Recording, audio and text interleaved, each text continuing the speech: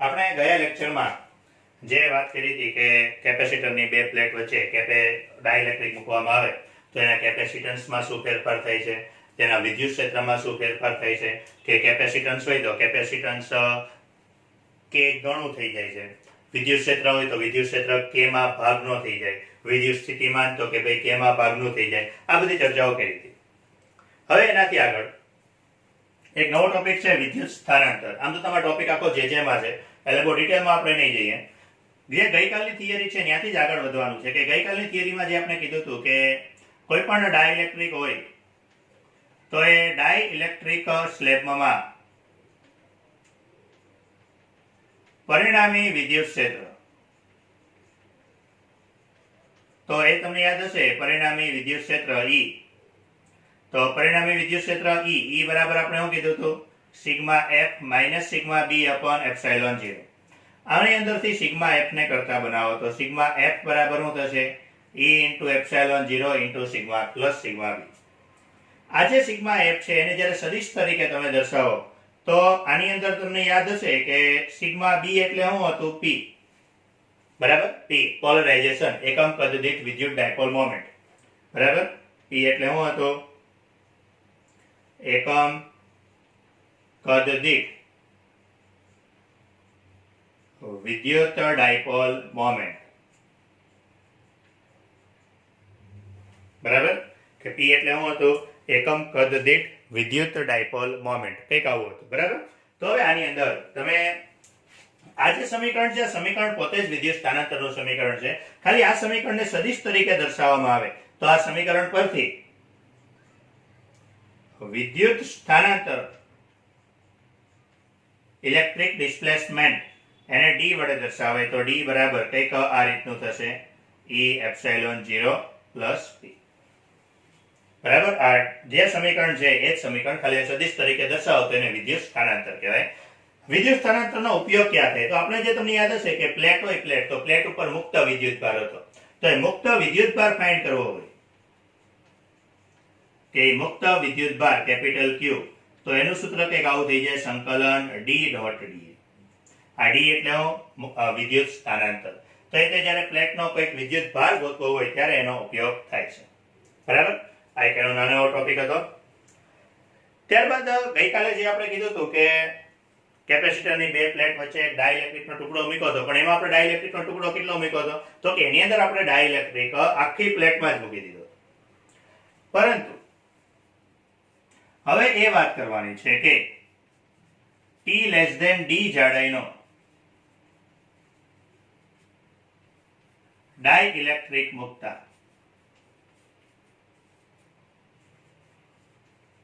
Capacitance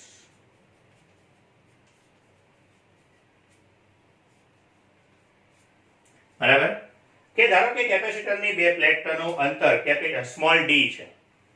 capacitor છે તો કેપેસિટરની બે પ્લેટ વચ્ચેનું અંતર ધારો કે d છે બરાબર. બે પ્લેટ હોય એટલે હંમેશા એક ધન હશે, એક ઋણ હશે. એની વચ્ચે ફરીથી ડાઇલેક્ટ્રિક જ મૂકવાનો છે, પરંતુ ડાઇલેક્ટ્રિક માત્ર T જાડાઈનો ડાઇલેક્ટ્રિક મૂકવો છે. કેટલો, T જાડાઈનો બરાબર, માત્ર T જાડાઈનો એક ડાઇલેક્ટ્રિક મૂકવામાં આવે છે. હવે આ T જાડાઈનો ડાઇલેક્ટ્રિક મૂકીએ તો ધારો કે આટલું અંતર A છે, આટલું અંતર B છે. હવે સમજો, અહીંયા હવા, અહીંયા હોતન હવા, અહીંયા ડાઇલેક્ટ્રિક બરાબર. એવું કરીએ, ડાઈ લખી નાખીએ બરાબર. અહીંયા ડાઇલેક્ટ્રિક, અહીંયા હવા છે એટલે અહીંયા વિદ્યુત ક્ષેત્ર E0, અહીંયા પણ વિદ્યુત ક્ષેત્ર E0, અહીંયા વિદ્યુત ક્ષેત્ર તો કે E0 અપોન K બરાબર. વિદ્યુત ક્ષેત્ર કેમાં ભાગનું હોય. તો એ સમજો તમે કે જ્યારે પણ કોઈ પણ કેપેસિટરની બે પ્લેટ વચ્ચે ડાઇલેક્ટ્રિકનો ટુકડો મૂકો છો તો ડાઇલેક્ટ્રિક મૂકીએ ત્યારે શું થાય છે તો કે પ્લેટની ધન તરફનો છેડો હશે એ ઋણ બનશે, ઋણ તરફનો છેડો હશે એ ધન બનશે. તો એની કારણે શું થશે, આ ધન અને ઋણ એટલે અહીંયા એક કેપેસિટર બનશે, એ C1 કહી દઈએ. એક ડાઇલેક્ટ્રિકની અંદર કેપેસિટર બનશે C2, એક અહીંયા પાછું એક બીજું કેપેસિટર બનશે C3. ટોટલ આ રીતે ત્રણ કેપેસિટર બનશે, C1, C2 અને C3 બરાબર, કે ટોટલી 3 કેપેસિટર બનશે. તો અહીંયા તમે જો આખી જે રચના થશે, રચના કઈ રીતની થશે કે 3 કેપેસિટર છે C1 C2 અને C3. ત્રણે 3 કેપેસિટર કંઈક આ રીતે ગોઠવાયેલા હશે. આ C1 C2 C3, આ હવા, અહીંયા હવા, અહીંયા ડાઇલેક્ટ્રિક. બરાબર, ત્રણેય કેપેસિટર કંઈક આ રીતે ગોઠવાયેલા હોય. આ રીતે સીધા લીટા થઈ જાય તો સીધા લીટા થઈ જાય એટલે શ્રેણીમાં જોડાયેલા હોય. તો તમને યાદ તો શ્રેણી અને સમાંતર તમે આકૃતિ જોવો ને, સર્કિટ જોવો એટલે તમને આઈડિયા આવશે કે શ્રેણીની અંદર બધા જ કેપેસિટર આ રીતે જોડાયેલા હતા. એનો અર્થ કે C1 C2 C3 શ્રેણીમાં થશે. તો શ્રેણીમાં થશે તો માટે તેનું શ્રેણી જોડાણનું સમતુલ્ય કેપેસિટન્સ. તો શ્રેણીમાં સમતુલ્ય કેપેસિટન્સ શું હતું? 1/C ઇક્વિવેલન્ટ બરાબર 1/C1 plus 1/C2 plus 1/C3. બરાબર, તો C1 અહીંયા તો હવા જ છે. હવા હોય તો કેપેસિટન્સ કેટલું હોય? તો કે C1 બરાબર, અહીંયા આપણે અંતર કેટલું લીધું? A, અહીંયા T અને અહીંયા B. અહીંયા A, T અને B છે તો આખું અંતર તો કેટલું છે? D. તો માટે આપણે એવું કહી શકીએ D બરાબર A plus T plus B. બરાબર, તો C1 બરાબર શું થશે? તો કે A epsilon 0 upon D. D ની જગ્યાએ અંતર કેટલું? A. C2 આમ જો કે ડાઇલેક્ટ્રિક છે. ડાઇલેક્ટ્રિક હોય તો ગઈકાલે આપણે કીધું હતું, ડાઇલેક્ટ્રિક હોય તો કેપેસિટન્સ કેટલું થઈ જાય? તો C બરાબર C0 into K લેવાનું. હવામાં જે કેપેસિટન્સ હોય એની કરતા K ગણું થઈ જાય. તો C2 બરાબર મારે શું કરવું પડશે? તો કે C2 બરાબર C0 એટલે A epsilon 0 into K upon D. D ની જગ્યાએ શું છે? T. C3 A epsilon 0 upon B. ચાલો બધામાંથી A એપ્સિલોન 0 કોમન કાઢી નાખો એટલે A plus T upon K plus B. હવે અહીંયા સમજો કે આખું અંતર D છે. બરાબર, તો આના ઉપરથી A પ્લસ B, તો A પ્લસ B બરાબર શું થઈ જશે? T ને આ બાજુ લાવો એટલે D માઇનસ T. તો અહીંયા જો A પ્લસ B, તો A પ્લસ B ની જગ્યાએ હું લખીશું? D minus T. એટલે 1/A એપ્સિલોન 0 આ A પ્લસ B એની જગ્યાએ D માઇનસ T પ્લસ શું વધ્યું? T upon K. આ 1/C મેળવ્યું, આ તો મેળવ્યું 1/C ઇક્વિવેલન્ટ મેળવ્યું. તો પરિણામી capacitance A epsilon 0 upon D minus T plus T upon K. તો આ એક સૂત્ર યાદ રાખજો કે જ્યારે કેપેસિટરની બે પ્લેટ વચ્ચે કોઈ પણ આખી પ્લેટમાં ડાઇલેક્ટ્રિક મૂકવામાં ન આવે, પરંતુ થોડોક નાનો ડાઇલેક્ટ્રિક મૂકવામાં આવે કે એની જે જાડાઈ હોય તે કેપેસિટરની બે પ્લેટ વચ્ચેની જાડાઈ કરતાં અડધી હોય, અડધી નહીં, નાની હોય, ત્યારે જે એનું કેપેસિટન્સ છે તો કેપેસિટન્સનું સૂત્ર મૂકવાનું A epsilon 0 upon D minus T plus T upon K. બરાબર, તો આ એક સૂત્ર યાદ રાખજો. ઘણી વાર આને લગતા દાખલા પણ આવે છે. ત્યારબાદ બીજું લઈએ કે કેપેસિટરની બે પ્લેટ વચ્ચે T જાડાઈનો સુવાહક મૂકતા.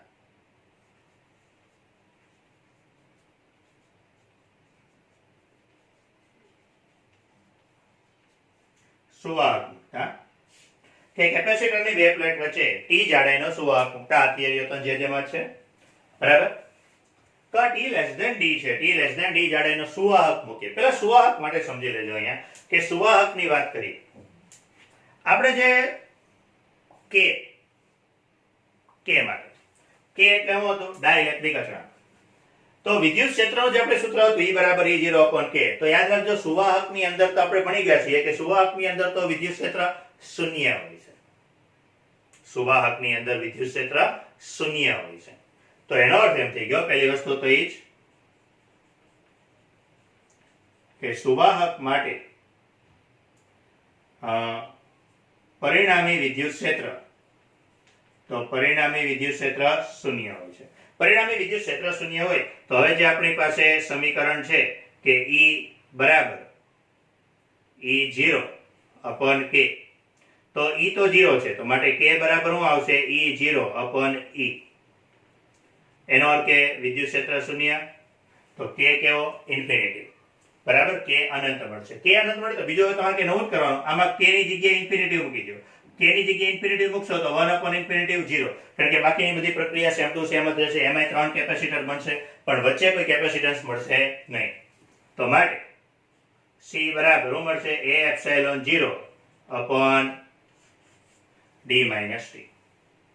बराबर। આવી જ રીતે કદાચ જો વિદ્યુત સ્થિતિમાન પૂછ્યું હોય તો બધાનું સૂત્ર કોમન થાય કે આ ખાલી એમને લખી નાખો કે ડાઇલેક્ટ્રિક હોય તો ડાઇલેક્ટ્રિક માટે વિદ્યુત સ્થિતિમાન કેપેસિટરની બે પ્લેટ વચ્ચે કે ડાઇલેક્ટ્રિક માટે કેપેસિટરની બે પ્લેટ વચ્ચે વિદ્યુત સ્થિતિમાન, તો ડાઇલેક્ટ્રિક માટે વિદ્યુત સ્થિતિમાન કેટલું થશે? તો વિદ્યુત સ્થિતિમાન ડાઇલેક્ટ્રિક માટે સૂત્ર શું હતું? V બરાબર ED હતું. તો એ જગ્યાએ V બરાબર E0, D ની જગ્યાએ અંતરાલ લેવાનું, જેટલી જગ્યાએ D આવતો ને એ જગ્યાએ અંતરાલ લેવાનું. તો અંતરો D minus T plus T upon K. પછી જો સુવાહક હોય તો સુવાહક માટે વિદ્યુત સ્થિતિમાન V બરાબર E0 D માઇનસ T. બરાબર. આ ડાયરેક્ટ લખવાનું છે, તમારે સાબિત કરવું હોય તો સાબિત થઈ જાય. C છે તો C બરાબર Q અપોન V કરી નાખો એટલે એ મળી જાય. બરાબર. એમાં કઈ અઘરી વસ્તુ નથી, પણ એ કારણ વગરનું કઈ જરૂર નથી. તો કંઈક આટલી માહિતી કે કોઈ પણ કેપેસિટર હોય તો કેપેસિટરની બે પ્લેટ વચ્ચે તમે જ્યારે ડાઇલેક્ટ્રિક મૂકશો, જો ડાઇલેક્ટ્રિક આખો મૂકી દો તો બહુ સિમ્પલ વસ્તુ છે કે C બરાબર C0 ઇન્ટુ K થઈ જાય. પરંતુ ડાઇલેક્ટ્રિક આખો ન મૂક્યો હોય અને ડાઇલેક્ટ્રિક એની કરતાં અડધી જાડાઈનો મૂક્યો હોય, અડધી એટલે કે એની કરતાં કોઈ પણ અડધો મૂક્યો હોય તો તમારે સૂત્ર શું મળશે? D minus T plus T upon K. બરાબર. ત્યારબાદ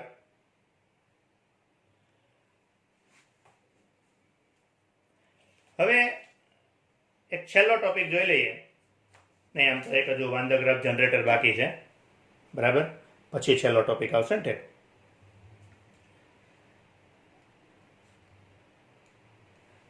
એક થોડુંક માત્ર જાણકારી માટે જ જોઈને જ લખવાનું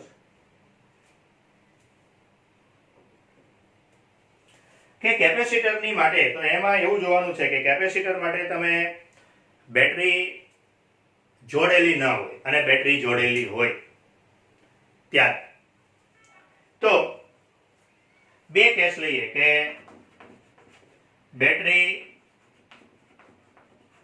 જોડેલી ન હોય, પેલા તો બે પ્લેટ વચ્ચે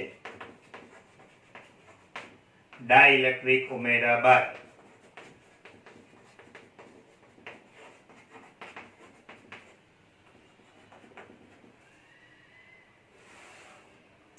તો પહેલું તો એ કે બે પ્લેટ વચ્ચે ડાઇલેક્ટ્રિક ઉમેરા બાદ બેટરી જોડેલી રાખતા અને બેટરી દૂર કરતા. કે ભાઈ એના માટેના જે ટોપિક છે કે ભાઈ જો તમે કોઈ પણ બે પ્લેટ છે, બે પ્લેટ વચ્ચે તમે ડાઇલેક્ટ્રિક ઉમેરો છો, ત્યારબાદ એવું કરો કે બેટરી જોડેલી રાખો અને બીજો એક કેસ એવો લ્યો જ્યાં બેટરીને દૂર કરી દો. તો પછી એના વિદ્યુત ભાર, વિદ્યુત સ્થિતિમાન, વિદ્યુત ક્ષેત્ર, કેપેસિટન્સ અને ઉર્જામાં કેવો ફરક પડે એની વાત કરશું. બરાબર. ચાલો તો પહેલો ટોપિક બેટરી જોડેલી રાખીએ. જો તમે બેટરી જોડેલી રાખો છો તો પહેલી વસ્તુ તો ખાસ એ ધ્યાન રાખવાનું કે જો બેટરી જોડેલી રાખીએ છીએ એટલે શું થશે તો કે બે પ્લેટ છે, પ્લેટને સતત વિદ્યુત ભાર મેળા રહેશે. એટલે જે એનો વિદ્યુત ભાર છે તો વિદ્યુત ભાર કંઈક આટલો થઈ જશે, Q બરાબર Q0 ઇન્ટુ K. એટલે વિદ્યુત ભાર છે એ K ગણો થઈ જશે. બે પ્લેટ વચ્ચે બેટરી જોડેલી છે, બેટરી જોડેલી છે એટલે વિદ્યુત સ્થિતિમાન કેટલો મળશે તો કે ભાઈ જેટલો બેટરીનો વિદ્યુત સ્થિતિમાન છે એટલો જ. એટલે V બરાબર V0, એનો અર્થ કે વિદ્યુત સ્થિતિમાન અચળ રહેશે. વિદ્યુત ક્ષેત્ર તો વિદ્યુત સ્થિતિમાન અચળ રહેશે એટલે વિદ્યુત ક્ષેત્ર પણ અચળ રહેશે. પછી કેપેસિટન્સ તો નોર્મલ છે, ડાઇલેક્ટ્રિક ઉમેરી દીધો છે એટલે કેપેસિટન્સ તો સીધું K ગણું જ થઈ જશે અને એ બધું થશે એટલે ઉર્જા પણ K ગણી થઈ જશે. બરાબર. બેટરી જોડેલી રાખીએ તો હવે જો બેટરીને દૂર કરીએ, જો બેટરીને દૂર કરી નાખી છે તો હવે શું થશે તો પહેલી વસ્તુ તો એ કે જે વિદ્યુત ભાર છે તે વિદ્યુત ભારના મૂલ્યમાં કોઈ ફરક નહીં પડે, કારણ કે તમે બેટરી દૂર કરી દીધી છે એટલે હવે જે વિદ્યુત ભાર એમાં પહેલેથી સંગ્રહ થયેલો તો એમને રહેશે. કોઈ પણ પ્રકારનો વધારાનો વિદ્યુત ભાર સંગ્રહ થશે નહીં. તો એનો અર્થ એમ થશે કે બેટરી દૂર કરશું એટલે જે વિદ્યુત ભાર છે એ વિદ્યુત ભાર એમને રહેશે. બરાબર. પછી વિદ્યુત સ્થિતિમાન, તો વિદ્યુત સ્થિતિમાન છે એ કેમાં ભાગનો થઈ જશે, કારણ કે હવે જે પણ કે વિદ્યુત સ્થિતિમાન છે એ ખર્ચાશે, કાર્ય થશે. ઉર્જા પણ આપણે જે વાત કરી હતી, આપણે થિયરી ભણ્યા એમાં બેટરી જોડેલી નહોતી, બરાબર. એટલે વિદ્યુત ઉર્જા કેમાં ભાગની થઈ જાય. કેપેસિટન્સમાં તો એ કોમન કે ગણું જ થશે, અને ઈ કે ગણું થશે, અને એની કારણે ઉર્જા, તો ઉર્જા કેમાં ભાગની થઈ જાય, બરાબર. એ તો પછી બહુ નોર્મલ છે કે બધાની અંદર તમારે વિદ્યુત ભાર સરખો રહેશે, વિદ્યુત સ્થિતિમાન કેમાં ભાગનો થઈ જાય. આપણે સમજી શકીએ આ બે વસ્તુ, એ Q અને V હોય તો એના પરથી C મળી જશે, બરાબર. C મળી જાય તો એના પરથી U મળી જશે. એ ખાલી બધા સૂત્ર એક પછી એક બધા મૂકીને તે મેળવવાના છે, બરાબર. બીજું કંઈ એમાં બહુ નવું નથી કરવાનું આપણે, એટલે જ એમાં આપણે બહુ માથાકૂટ નથી કરવી અત્યારે.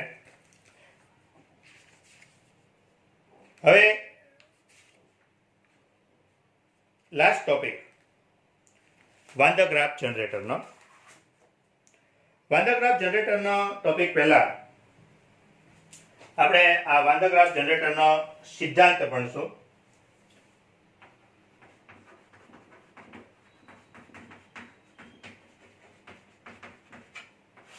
વાન ધ ગ્રાફ જનરેટર, તો એની અંદર પહેલો એનો સિદ્ધાંત ભણી લઈએ, અને પછી વાન ધ ગ્રાફ જનરેટરની આખી રચના. હવે વાન ધ ગ્રાફ જનરેટર એક એવું સાધન છે કે જેની મદદથી ઘણા મોટા પ્રમાણમાં વિદ્યુત સ્થિતિમાનનો તફાવત મેળવી શકાય છે, બરાબર. વાન ધ ગ્રાફ જનરેટર છે કે જેની મદદથી બહુ મોટો વિદ્યુત સ્થિતિમાન મેળવવો હોય તો એ વિદ્યુત સ્થિતિમાન મેળવી શકાય. હવે આપણે જે વાત કરવાની છે કે એનો સિદ્ધાંત, કઈ રીતે મોટા પ્રમાણમાં વિદ્યુત સ્થિતિમાન મેળવી શકાય. તો તમને વિદ્યુત સ્થિતિમાનમાં ખબર છે કે વિદ્યુત સ્થિતિમાન તો કે હંમેશા વધુ વિદ્યુત સ્થિતિમાનથી ઓછા વિદ્યુત સ્થિતિમાન તરફ વહન પામે છે. એનો સીધો ગુણધર્મ છે, બરાબર. કોઈ પણ વિદ્યુત ભાર હોય તો વિદ્યુત ભાર શું થાય, ઊંચા વિદ્યુત સ્થિતિમાનથી નીચા વિદ્યુત સ્થિતિમાન તરફ વહન પામે છે. આ એક સિમ્પલ સિદ્ધાંતનો ઉપયોગ કરીને જ વાન ધ ગ્રાફ જનરેટરનો સિદ્ધાંત અથવાથી બનાવવામાં આવ્યું છે, બરાબર. તમારે પણ વાન ધ ગ્રાફ જનરેટર નીકળી જ ગયું છે, એટલે બહુ માથાકૂટ કેમાં કરવાની નથી. ચલો, તો વાન ધ ગ્રાફ જનરેટરના સિદ્ધાંત માટે એક કવચ અને એની સાથે સમકેન્દ્રીય હોય તેવો એક ગોળો વિચારો, બરાબર. કેટલી વસ્તુ લેવાની છે, આ જે આ દોર્યું છે આ શું છે, કવચ, અને એની અંદર જે આ છે એ શું છે, ગોળો. ધારો કે ગોળો છે એની ત્રિજ્યા સ્મોલ r છે, કવચ છે એની ત્રિજ્યા કેપિટલ R છે. ધારો કે ગોળા ઉપરનો વિદ્યુત ભાર સ્મોલ q છે, અને ધારો કે કવચ ઉપરનો વિદ્યુત ભાર કેપિટલ Q છે, બરાબર. કઈક આટલી વસ્તુ છે કે ગોળા પરનો વિદ્યુત ભાર સ્મોલ q, કવચ પરનો વિદ્યુત ભાર કેપિટલ Q છે. એક ગોળો સ્મોલ r ત્રિજ્યાનો અને કવચ કેપિટલ R ત્રિજ્યાની, જ્યાં capital R greater than small r હોય તેવા સમકેન્દ્રીય છે. આપણે કીધું એમ કે વાન ધ ગ્રાફ જનરેટરનો છે ખૂબ જ મોટા પ્રમાણમાં વિદ્યુત સ્થિતિમાન મેળવી શકાય છે. તો એટલા મોટા પ્રમાણમાં વિદ્યુત સ્થિતિમાન મેળવી શકાય છે તો ખાલી આપણે તો શું કરશું, વિદ્યુત સ્થિતિમાનનો તફાવતનું સૂત્ર મેળવવાનું છે, બરાબર. પણ આની જે થિયરી છે, સિદ્ધાંતની થિયરી યાદ રાખજો, કોઈ પણ દાખલામાં ક્યાંક ને ક્યાંક કામ લાગે છે. તો પહેલી વસ્તુ તો એ જ કે વિદ્યુત સ્થિતિમાનનો તફાવત લેવો છે. ચાલો, તો પહેલા વાત કરીએ ગોળાનું વિદ્યુત સ્થિતિમાન. તો ગોળાનું વિદ્યુત સ્થિતિમાન V1 લઈ લઈએ. હવે ગોળાનું વિદ્યુત સ્થિતિમાન, તો ગોળાનું વિદ્યુત સ્થિતિમાન કેટલું, તો ગોળાનું વિદ્યુત સ્થિતિમાન કોની કારણે આવશે, તો એક તો પોતે ગોળા દ્વારા, અને બીજું ગોળા ઉપર કવચ દ્વારા. તો ગોળાનું વિદ્યુત સ્થિતિમાન કોના દ્વારા, તો એક તો ગોળા દ્વારા વત્તા કવચ દ્વારા. ચાલો, તો ગોળા દ્વારા ગોળાનું વિદ્યુત સ્થિતિમાન, તો ગોળાનું વિદ્યુત સ્થિતિમાનનું સૂત્ર શું, તો કે kq/r. કવચ દ્વારા ગોળા પરનું વિદ્યુત સ્થિતિમાન, કવચ દ્વારા એટલે કવચનો વિદ્યુત ભાર કેપિટલ Q, અને ગોળો છે એ કવચની અંદર છે. કવચની અંદર આપણે એવું ભણી ગયા હતા કે કવચની અંદર વિદ્યુત સ્થિતિમાન કેટલો હોય, તો કે સપાટી જેટલો હોય, એટલે અહીંયા હું લેશું કેપિટલ R. આવી જ રીતે કવચ દ્વારા વિદ્યુત સ્થિતિમાન, બરાબર. તો કવચ દ્વારા વિદ્યુત સ્થિતિમાન તો V2, તો V2 બરાબર શું આવશે, તો કે ફરીથી જ ગોળા દ્વારા વત્તા કવચ દ્વારા, બરાબર. ગોળા દ્વારા વિદ્યુત સ્થિતિમાન વત્તા કવચ દ્વારા વિદ્યુત સ્થિતિમાન. ચલો, ગોળા દ્વારા કવચ પર વિદ્યુત સ્થિતિમાન, તો ગોળા દ્વારા કવચ પર. હવે ગોળા દ્વારા કવચ પર છે તો એનો અર્થ કે મારે શું કરવાનું છે? ગોળાના કેન્દ્રથી વિદ્યુત સ્થિતિમાન ક્યાં શોધવાનું છે? અહીંયા કવચની સપાટી પર. તો એનો અર્થ કે ગોળાના કેન્દ્રથી અંતર કેટલું છે? તો કેપિટલ R છે. એટલે શું આવશે કે Q/R. કવચ દ્વારા કવચનું વિદ્યુત સ્થિતિમાન, તો એ તો બહુ સિમ્પલ. કવચનું વિદ્યુત સ્થિતિમાન એટલે K કેપિટલ Q/R. ત્યારબાદ વિદ્યુત સ્થિતિમાનનો તફાવત.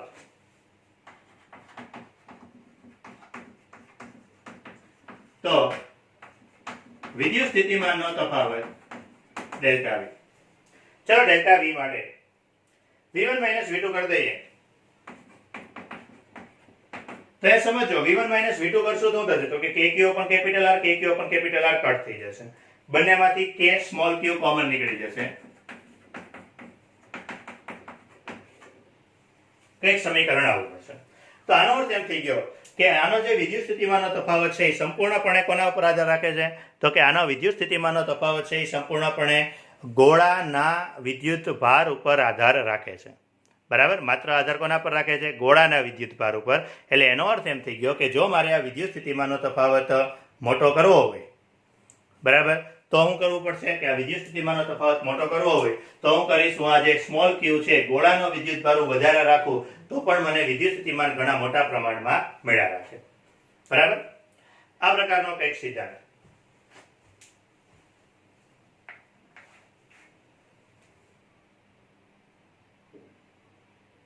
ત્યારબાદ એક છેલ્લો ટોપિક જોઈ લઈએ, વાન ધ ગ્રાફ જનરેટર.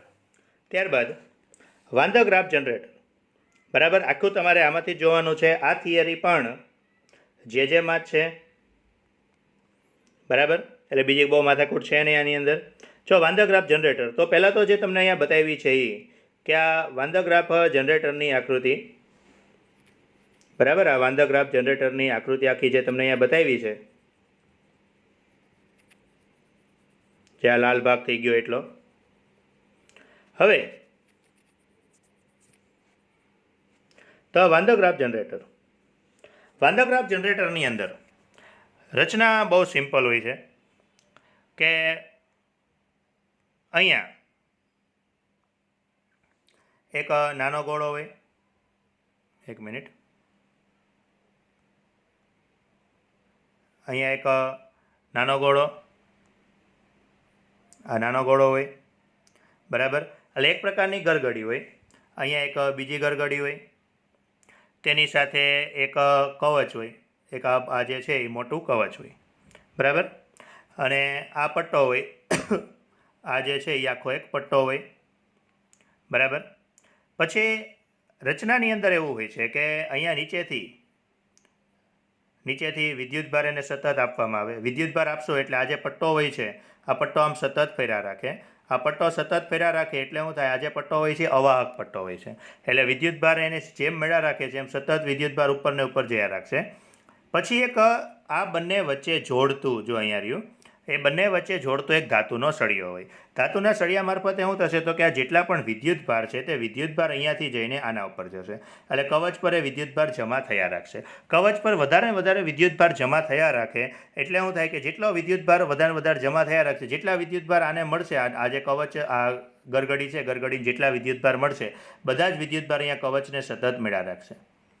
બરાબર? અને હમણાં આપણે કીધું એમ કે કવચની અંદર ગોળો હતો તો આ ગોળાના વિદ્યુતભાર છે, આ વિદ્યુતભાર હું જેટલા વધારે રાખે એટલો તફાવત મને મોટો મળ્યા રાખશે. બરાબર? રચના કંઈક આટલી જ છે, બાકી એમાં કંઈ વધારે અઘરું છે નહીં. તો આ ચેપ્ટર આખું આપણું કમ્પ્લીટ થાય છે પૂરું અહીંયા. એટલે નેક્સ્ટ લેક્ચરથી આપણે ઉદાહરણ અને સ્વાધ્યાય શરૂ કરશું. બરાબર? અને આ જે થિયરી છે તો થિયરી આની અંદરથી જ બેઠી તમારે લખી જ નાખવાની છે. ખાલી વર્ણન લખવાનું છે, બીજું કંઈ નવું છે નહીં. 6 થી 8 મિલિયનના વોલ્ટનો વિદ્યુત સ્થિતિમાનનો તફાવત ઉત્પન્ન થાય છે. બરાબર? બાકી જે આના 2-3 વિડીયો છે એ વિડીયો હું તમને સેન્ડ કરી દઈશ સાથે. એટલે એ વિડીયો પણ જોજો. યુટ્યુબમાં જ છે બધાય. બરાબર? એટલે એનો પણ તમને આઈડિયા આવશે. ઓકે?